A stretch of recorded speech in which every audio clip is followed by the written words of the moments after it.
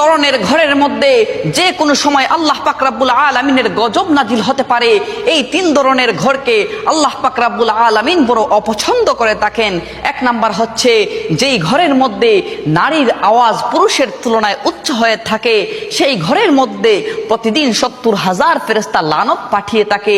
2 নম্বর হচ্ছে যেই ঘরের মধ্যে অন্যের হকের মারা টাকা জমা থাকে আর সেই টাকা দিয়ে সংসার চলে, ওই ঘরের মধ্যে যে কোনো সময় আল্লাহ পাক রব্বুল আলামিনের গজব নাজিল হতে পারে। আর 3 নম্বর হচ্ছে হযরত জিবরাইল আলাইহিস সালাম বলেন, যেই ঘরের মানুষরা মেহমান আসলে অখুশি হয়, ওই ঘরের মধ্যে যে কোনো সময় আল্লাহর গজব নাজিল হতে পারে।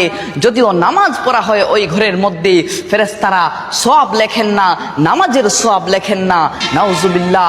আল্লাহ পাক রব্বুল আলামিন এই 3 ধরনের বৈশিষ্ট্য থেকে আমাদের